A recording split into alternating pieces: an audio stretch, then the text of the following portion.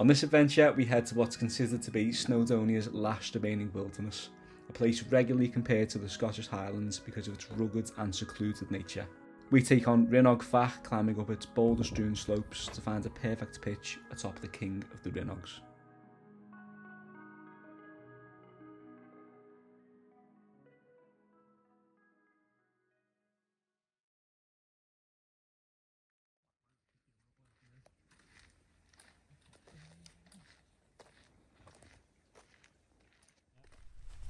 Welcome to Bwlch Drws Ardudwy, the place for your fix of all things outdoors and wild camping.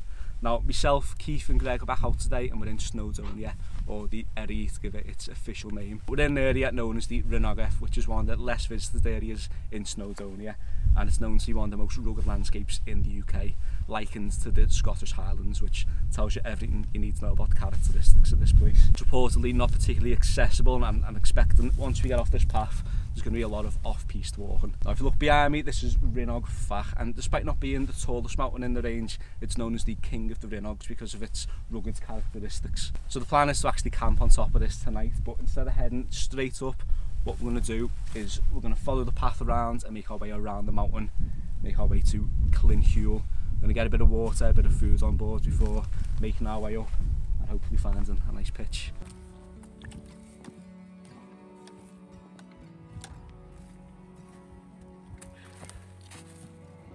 As the initially inviting stones path dispersed, we found ourselves walking through a more subtle trail with a few boggy sections, but nothing too arduous as of yet.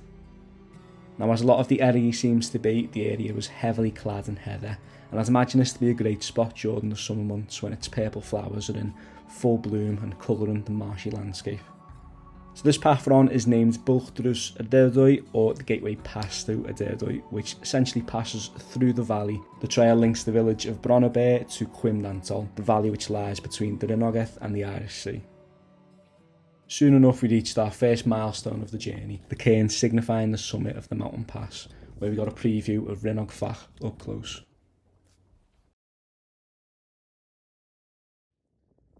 We've got a disagreement of route here. Who's going to say charge? What do you think, folks? Do you think Greg's going to win or Keith? It's not a competition. That's what losers say. I think it's going to be. We're all working together here. We'll find out in a minute, won't we? I hope it's not that furthest one. I'm hoping it's just this one, so we don't have to drop too much. Do you know what I mean? If it is this one, that's a boring. So you might be able to see why we chose not to go straight up the direct route. If you just follow my finger there, there's a path leading up, really steep, rocky path. And I don't fancy doing that today.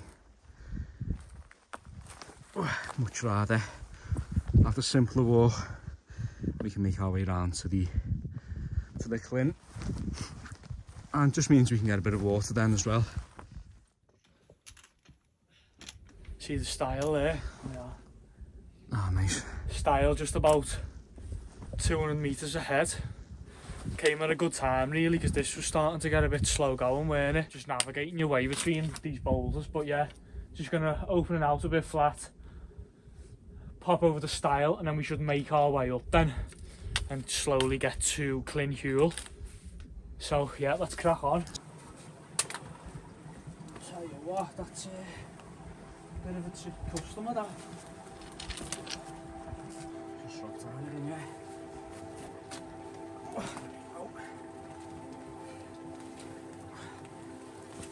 Whew.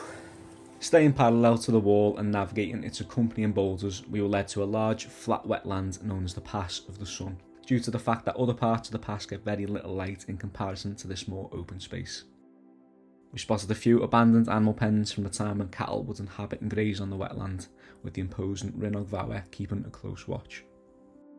It's amazing to think that this pass was created by glacial ice carving through the land, essentially separating Rhinog Fach from its taller cousin Rhinog Fach. It's like a sort of crossroads at this point, where you can choose which peak you'd like to summit. We headed south to tackle our first proper ascent of the day. So we've just completed what you probably call our first sort of decent ascent. up from the valley floor, just a quick, steep, sharp little pull. And in the background, I think you pronounce it Llyn Cwmhosan. You'll probably have to forgive me on the pronunciation, but yeah, fantastic sort of backdrop. As you can see, you got all the scree coming down from sort of the backside of Rhinog Fach itself. I'm actually surprised, given the amount of rain we've had of late, sort of how low the waterline is in this Llyn. You can see obviously all these darker rocks, and I'm assuming that the water would generally be this high, but yeah, it seems really low for some reason. So I'm not sure what's going on there, but the plan now is just to slowly make our way, and the path just meanders. We've got about another 170 metres of ascent to do, probably looking at 40 minutes up until we reach Llyn Hywel. So yeah, we're just going to crack on now and hopefully get up there and have a nice bite to eat for lunch.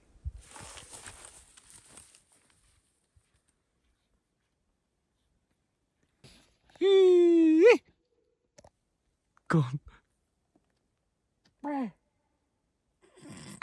Oh, I'm sleeping.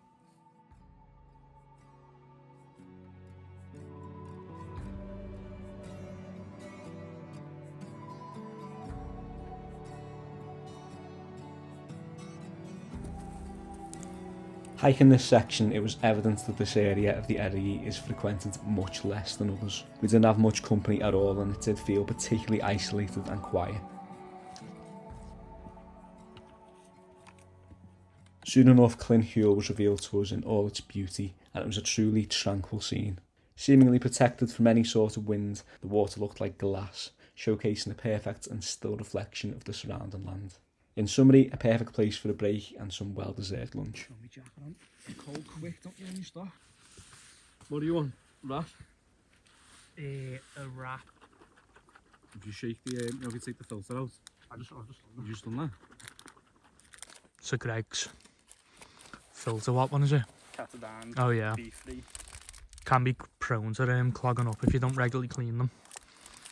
As said case is demonstrating now, completely clogged. It's not a drip of water coming through it.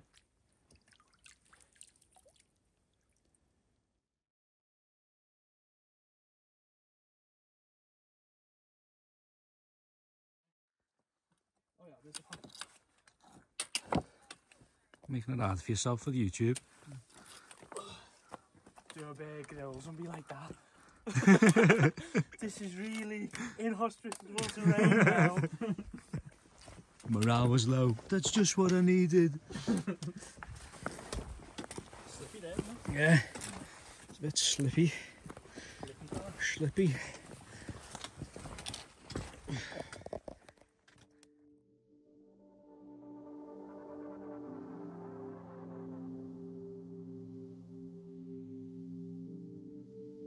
Hopefully it's just there maybe. I don't think anyone else will. Don't think we'll see anyone else this time. Yeah, I don't think so this time. Oh, right, crack on, eh? Thanks, I'm a bit tired here though.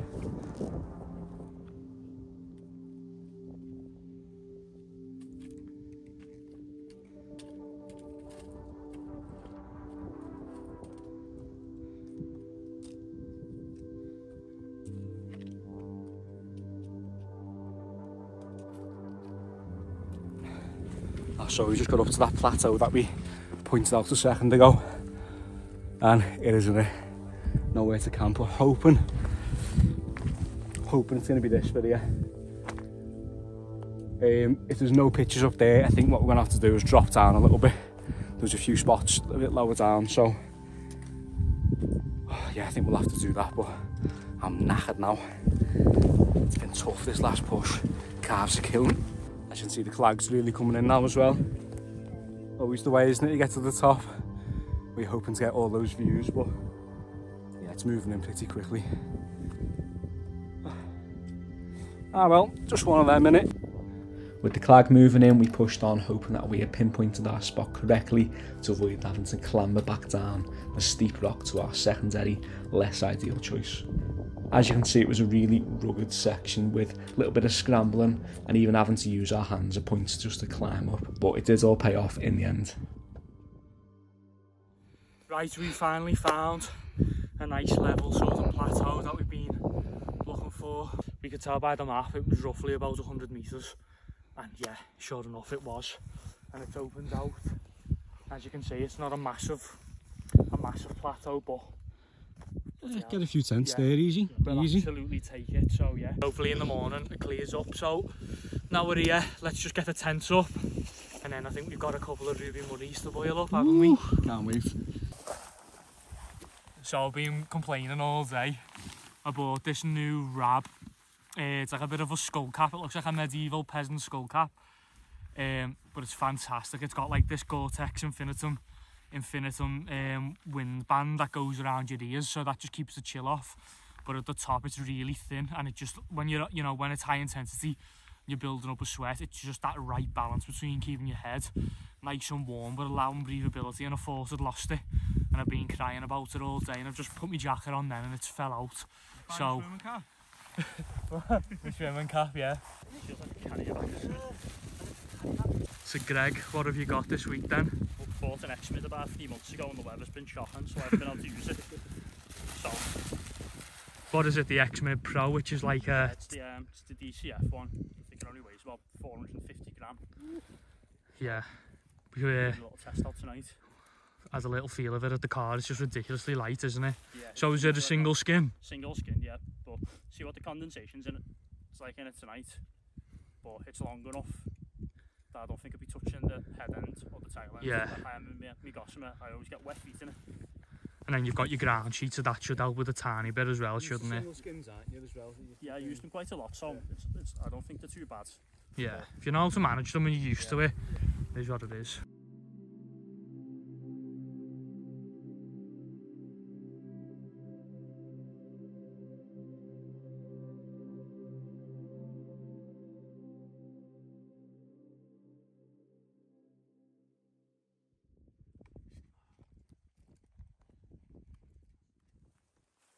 Let's have a look.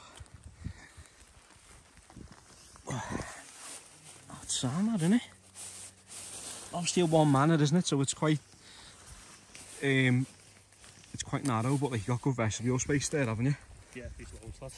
Yeah, it does remind me of the Gossamer in terms of like, because you got the nice head space, but it's got this unique asymmetric design, hasn't it, the Durston? I think that's what it's known for. It just makes good use of space, doesn't it? And you said you've seen this in like high winds, haven't you? It's meant to be pretty strong. Yeah, I watched the video the other day, and it was in about 50-mile-per-hour winds. I think it was gusting. Yeah, it's sound. It was saying 60, but they were like standing on top of a rock. Yeah. And the tent was behind it, so. I think especially for a second pole tent like that, you're not going to be. It feels pretty. You're not heading out to anything stronger than that, are you? Really? The shape of it looks like a wind will cut through it as well, doesn't it? Yeah.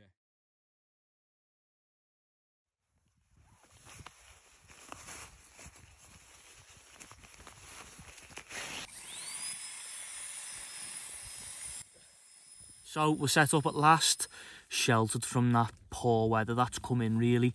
Everything's covered in that clag at the minute. Said it before and I'll say it again, British weather and British climate in winter is a real challenge. It's not necessarily one particular factor in abundance. It's generally a combination of factors that when put together make it a really tricky customer to deal with. Namely, you know, strong winds, cool temperature, and then again often a lot of moisture in the air knocking around, whether that's rain or sort of clag higher up. You put those three things together and it does become quite a challenge to manage. It's very deceiving, those sorts of claggy conditions, because although it's not raining, there's so much moisture just in the air. Everything's soaking already, really. So, trying to get this back in. Right, so I've got a new piece of kit that I want to share with you, and I'm very, very excited to be trying this out for the first time tonight. And it is the Rapide SL Insulated by Big Agnes. Now, it's been long overdue this. I've needed to update my sleeping mat for a while now. I've been using the Thermarest Neoware X-Lite for the past 3 years or so, and I've really enjoyed using that, but it has got a slow leak, and it's still usable, but I do find when I wake up there's a considerable amount of air that's been let out during the night, and I find I've got to lean over and blow it up in the middle of the night, which obviously isn't ideal. Tried to fix it but couldn't find the leak, but to be honest I've wanted to buy a new mat for a while now, because while I've enjoyed using the Thermarest Neo-Air, I think it is a great pad. It's, you know, it's got good insulation, it's really light.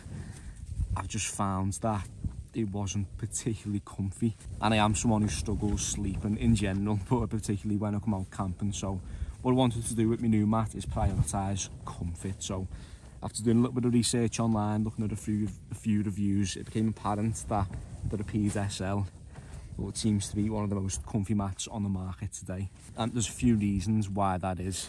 I think first of all, the baffle system. You know, a lot of the Thermarests have this sort of one-way baffle system, and that leads it to being not quite as comfy, where, as you can see on this, I'm not sure how you describe it really. I'm sure there's a technical term for it, but you know, it's sort of got these smaller blocks where it can trap the air in, and it just makes it really, really comfortable. And another reason why the sleeping pad is so comfy is because of the depth. Now, it's got a good depth for this sleeping bag, and what they've done is actually made it even thicker on the sides, just to help you from rolling off during the night. And then the final reason why I think I'm going to find this a lot comfier than my Neo-Air is I've actually went for the regular wide version. My Thermarest was just the regular version. And that's obviously just going to give you that extra width and just allow you more room on the pad. You know, your elbows aren't going to be touching the floor. There's a lot more room to manoeuvre if you're going onto your sides, or, you know, maybe onto your front if you've got a sleeping quilt rather than a bag. This is something I've noticed in terms of, I suppose you could say, the trends of sleeping mats and what people are prioritising when they're buying them.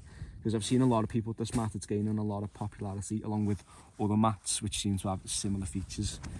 And I think it is because people do seem to be prioritising comfort. You know, a few years back, the Neo-Air X-Lite seemed to be the go-to pad. You've seen it everywhere, and again, for good reason. It's a good pad. But I do feel like people are willing to carry that extra little bit of weight for something that's going to be really comfy. And when I say extra weight, there's not much in it at all. And when you look at the pack size, this is slightly bigger than the Neo-Air, but it's barely noticeable in your pack, to be honest. It packs down to a really good size. And then the R value, which is of course the insulative properties. I think it's a 4.2 on this. It might even be a 4.5 actually. I'll put the number on the screen.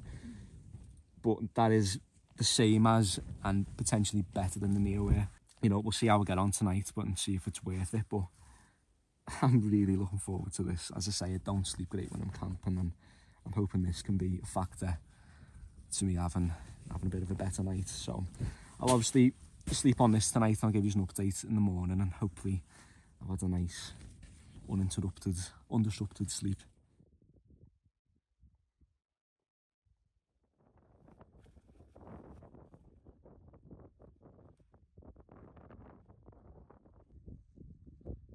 Right, so we've all just piled in Sam's Abisko Light 2. The only 10 for the job, isn't it, on these sociable camps? I reckon we get in Greg's tent, to be honest. yeah. We'll get on the dirt. The next mid. But we're about to crack on with something to eat, and we've got a bit of a special one tonight. It's a curry night, isn't it?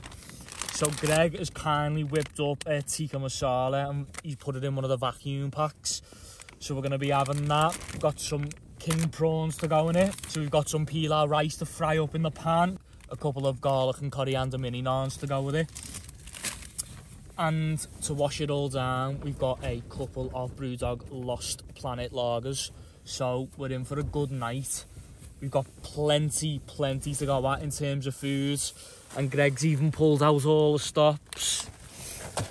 And we've also got some poppadoms and mango chutney. And we've got lime pickle, and we've also got a takka dal to go with it. So it's a right old curry night. Yeah, let's crack on. Ready, steady, cook.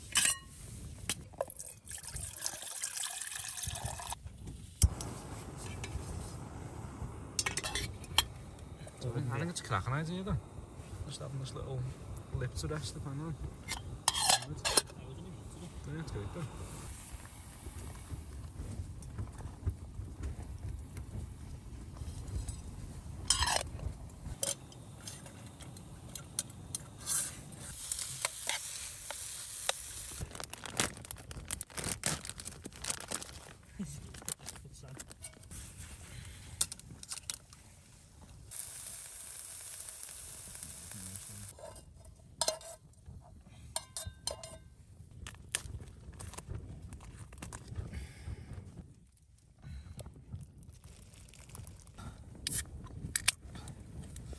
Right, there we go to the first sip of the night. And a fantastic prawn tikka masala, thanks to Greg. Let's give it a little bit of a taste test. Spot on. Better than any sort of dehydrated or freeze-dried meal. And then to go with it, some lovely toasted naan that we've just done in the pan. Yeah, nice little kick, isn't it? Just the right amount of spice. It's not too spicy, but there is a nice little kick to it. Yeah, it is like nice and tomatoey, isn't it? Yeah. Yeah. The chicken's warmed up as well. Well done. I'm yet to have a bad meal by Greg. Maybe one day.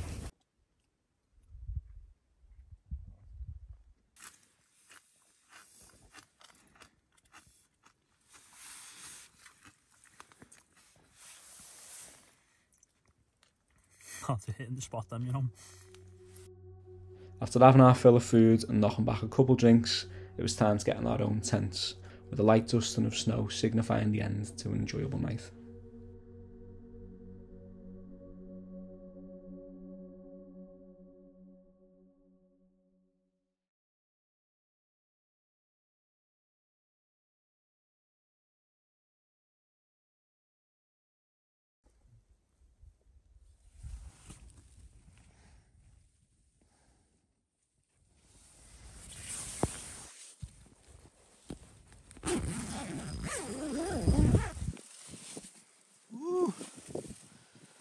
Frosty one.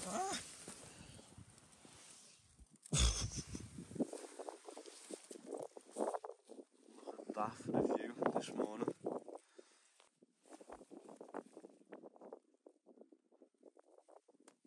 Wow. Oh, got a little bit of snow in my tent, like.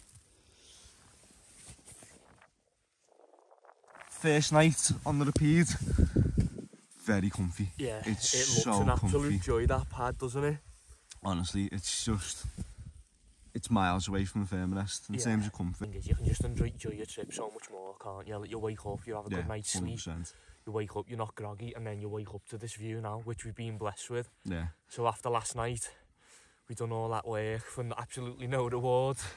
But we woke up today, we've got a nice little bit of dust and the snow, only tiny, but it is nice just to have that on the winter camp, isn't it? And if you look out now, we've got our first view overlooking Llyn Hywel.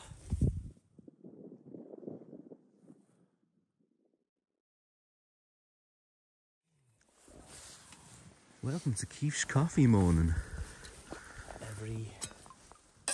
Most mornings when you come camping, eh? Need to look at coffee review channel, second YouTube channel. I absolutely adore it, especially when you come camping like this though, and you need a coffee anyway to get you going, but when it's freezing cold, just something warm in you, isn't it? Yeah. What coffee on?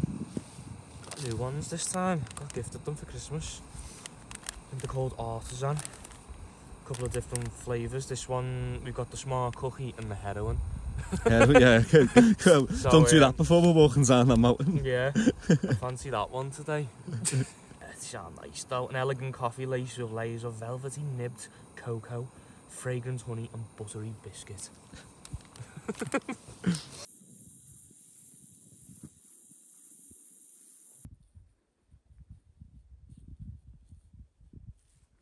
This was my brekkie this morning, a little nomadic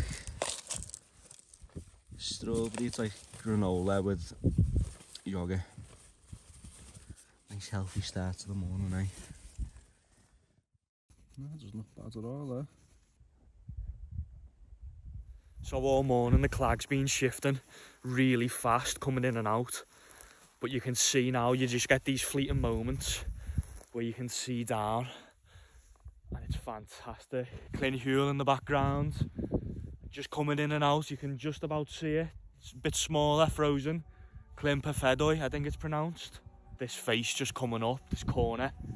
It just looks fantastic. And then obviously you've got all the scree coming down as well. But we did get our view in the end.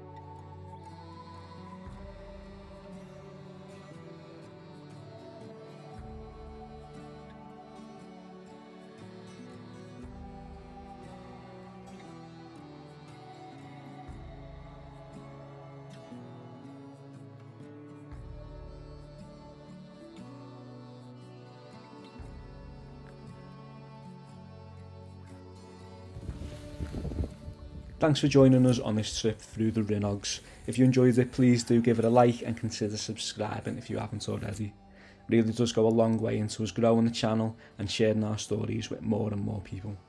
Also click the bell to get notified when we drop new videos. We've got some really exciting plans for this year, so be sure not to miss out. Thanks again for watching, and we'll see you on the next one.